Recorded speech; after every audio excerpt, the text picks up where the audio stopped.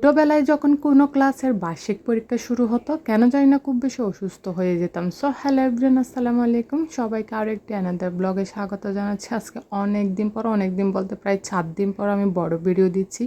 এই ভিডিওটা আমি প্রায় 4 দিন আগে থেকে এডিট করে রাখছি, কিন্তু ভয়েস দিব এবং আপলোড করবো এই সময়টা আমার হয়ে ওঠে নাই। কেন জানি না ঈদের কয়েকদিন আগে থেকে এত ঠান্ডা জ্বর আর কেমন জানি এত বেশি অসুস্থ, মোবাইলটা হাতে নিব বা ভয়েস দিব এইরকম কোনো সময় আমি করতে পারতেছি না। কারণ কাজের শেষে মনে হচ্ছে একটু ঘুমাই যায়, একটু বিশ্রাম নিই, কারণ শরীরটা এত বেশি কেমন জানি হয়ে গেছে। কাজ তো করতে হবে, যেহেতু ঈদ আর কোরবানি ঈদ, যেহেতু অনেক বেশি কাজ থাকে, এগুলো তো করতে হবে। কোনো রকম কাজটা সেরে এসে কেন জানি শুধু শুয়ে থাকতাম, মোবাইলটা হাতে নিল বা পাশেই রেখে দিতাম এরকম। এই যে একটা ভয়েস দিয়ে এডিট করে দিব, কখনোই আমি করে উঠতে পারতেছি না 4 দিন ধরে। আর কয়েকদিন ধরে দেখতেছি রান্নার সময় কোনো না কোনো একটু হলেও কিছু একটা পুড়ে যাচ্ছে। এখানে দেখেন, আমি যখন এই যে খিচুড়িগুলো রান্না করতেছিলাম তখন আমার মুগের ডালগুলো একটু ফুরে গেছে, অথচ আমি সামনেই আছি। কেননা কয়েকদিন ধরে এরকম হচ্ছে কিছুই বুঝতেছি না। ঈদের আগের কোরবানি ঈদের আগে যখন অনেক বেশি বৃষ্টি হয়েছিল, এক রাত আমি খিচুড়ি রান্না করছিলাম। সেই ভিডিওটাও আমি আপনাদের একটা ভিডিওতে শেয়ার করছিলাম। খিচুড়ি রান্না করছি, বড় ভিডিও হয়ে যাচ্ছিলো, এটার জন্য শেয়ার করি নাই। এইরকম এটাও কয়েকদিন ধরে এডিট করে রাখছি, শুধু ভয়েসটা দিই নাই। আজকে কষ্ট করে ভয়েসটা দিচ্ছি, তাড়াহুড়া করে বলতেছি। কয়েকদিন ধরে যেহেতু দেওয়া হচ্ছে না বড় ভিডিও, ফ্রেজের অবস্থা তারা অনেক বেশি খারাপ, বড় ভিডিও তো দিতেই হবে। আমি মনে করি কি জানেন, বড় ভিডিও হচ্ছে পেজের প্রাণ।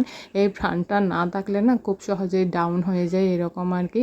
তাও এখন একটু সময় বের করে, ইচ্ছে করতেছে না তাও করতেছি, কারণ ফেসবুক তার বুঝবে না আমার শরীর খারাপ বা আমার কাজ আছে এরকম তো বুঝবে না।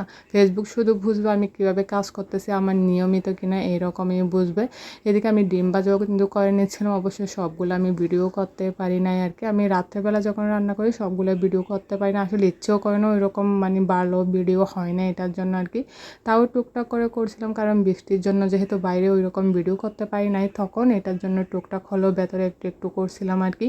আর ঠান্ডার সময় যদি এরকম মালটাটা ছিলে মরিচ পেঁয়াজ এবং ধনেপাতা দিয়ে একটা ভর্তা করে খাওয়া হয় না, অনেক বেশি ভালো লাগে। ট্রাই করতে পারেন।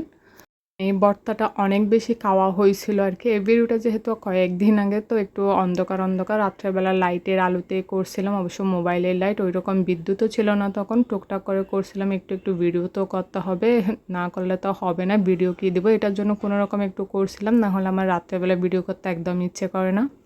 প্রথমে মালটাটা ছোট ছোট করে কেটে নিলাম ছিলে, তারপরে এখানে ওই যে লাল মরিচ একটু পুড়ে নিয়েছিলাম আর কি, তারপর পেঁয়াজ এগুলো দিব। অবশ্য পরে একটু আমি কাঁচা মরিচও দিয়েছিলাম, কারণ এগুলো তেমন জাল হয় না এটার জন্য। এরকম যদি মেখে একটু দেয়া হয় না অনেক বেশি ভালো লাগে। অনেক বেশি জাল হয়েছিল, জ্বরের পর ঠান্ডার মধ্যে এরকম যদি খাইতে পারে না, তাহলে অনেক বেশি একটা শান্তি শান্তি লাগে। আপনারাও ট্রাই করতে পারেন এরকম। এরপর আমি একটু ডিম ভাজাটাও করে নিয়েছিলাম। আজকে এই পর্যন্ত, সবাই অনেক বেশি ভালো থাকবেন, সুস্থ থাকবেন। আসসালামু আলাইকুম।